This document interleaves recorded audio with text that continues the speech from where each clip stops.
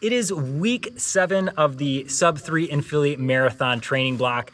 Today's scheduled run is a 70-minute easy run, which means I will be running in that zone 2 heart rate for the entire run. And today's video is also going to be about mistakes I've made in the past with heart rate training. So let's get to it. So the first mistake I made with heart rate training is what I like to call redlining zone 2.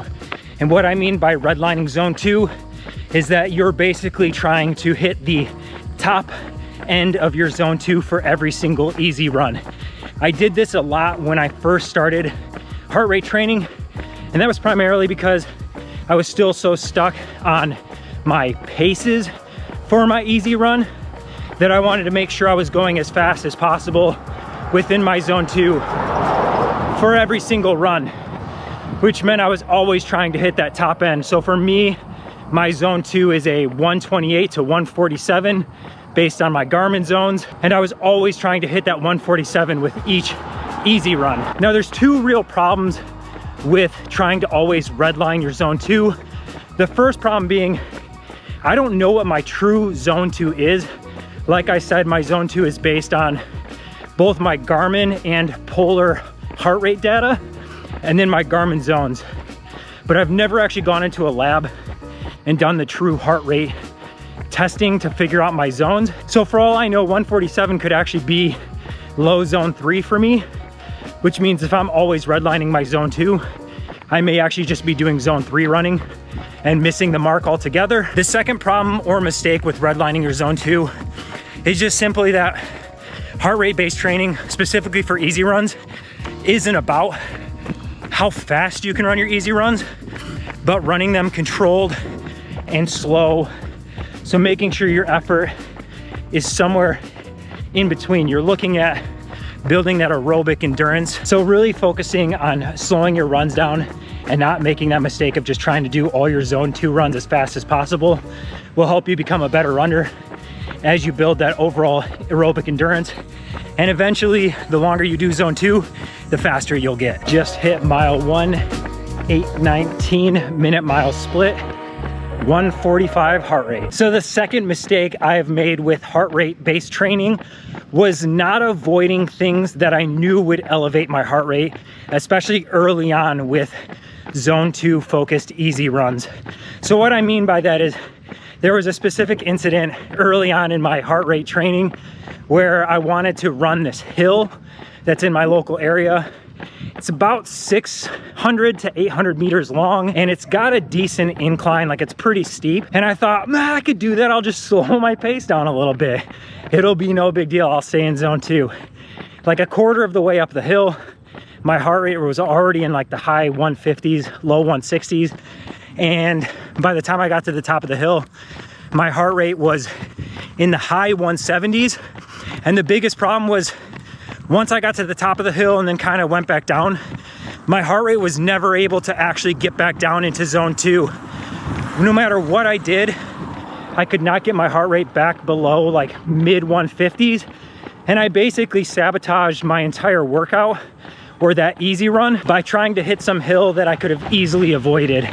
So if you can, do not make the mistake I did of trying to do too much too soon when it comes to specifically zone 2 and easy runs. Nothing about that hill was easy, and I should have known to just not even bother trying to do it and avoid it altogether. There are going to be variables that raise your heart rate, like hot days, maybe you're getting sick, things that you really can't control, but running big hills is easily avoidable.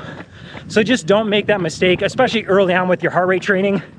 I haven't tried the hill since because I still just think it's not going to be good and I'm going to ruin the whole easy run. But like I said, just don't make the mistake of not avoiding things that are easily avoidable that you know will raise your heart rate and get you out of zone 2. Just hit mile 2, 8:20 minute mile split, 142 heart rate. So the third mistake I've made with heart rate based training was just not giving the heart rate based training enough time to actually work. So this isn't the first time I've actually tried or attempted at heart rate based training. I did so roughly 2 years ago. I was pretty new at running, definitely letting the Strava ego or like pace ego get the better of me. And it wasn't long before after I started that zone 2 training that I realized how much slower I was moving, and it didn't feel as good to have my Strava posts be looking so slow, especially when I was training for my first marathon and looking at running a sub-3. And so I abandoned it altogether without giving it the time it actually needed to be effective and for me to get better at that zone 2 training and build that aerobic endurance. So biggest mistake is just not giving it enough time to do what it needs to do and actually let my aerobic endurance improve and let my paces improve as I get better at managing my low heart rate for those easy runs. Just hit mile 3, 8 minutes 30 seconds minute mile split, and the current heart rate 141. Just hit mile 4, 8 minutes 35 second minute mile split. Current heart rate is 137. So mistake number 4 that I made with heart rate training was only doing zone 2 training. So there's that saying, run slow to run fast. But if you're only ever running slow, you'll never actually get faster. You do still need to implement some type of speed work into your overall training to help train those fast twitch muscle fibers, as well as just practice or train turnover and get your body used to those speeds that you need to do when it comes to running faster. So I think the biggest mistake I made with this was in the beginning of this round of zone 2 training.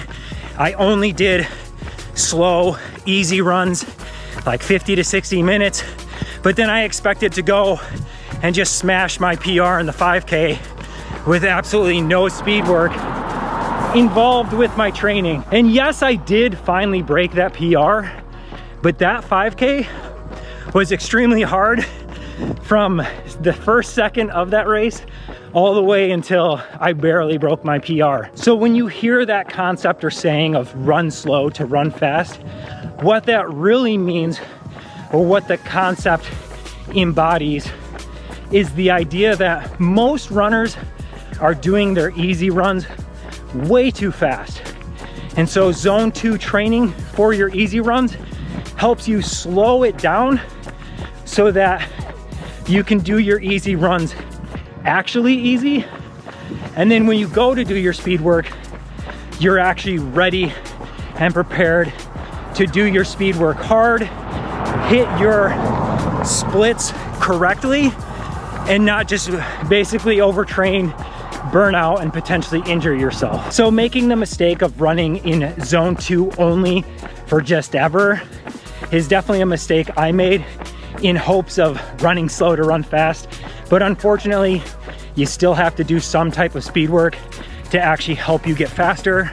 The running slow is to just make sure that you're actively recovering and that you're not overtraining and basically taking away from what you need to do the speed work and do it properly. Just hit mile 5, 8:34 minute mile split. Hope everything's okay with whoever that is there. Heart rate is 147.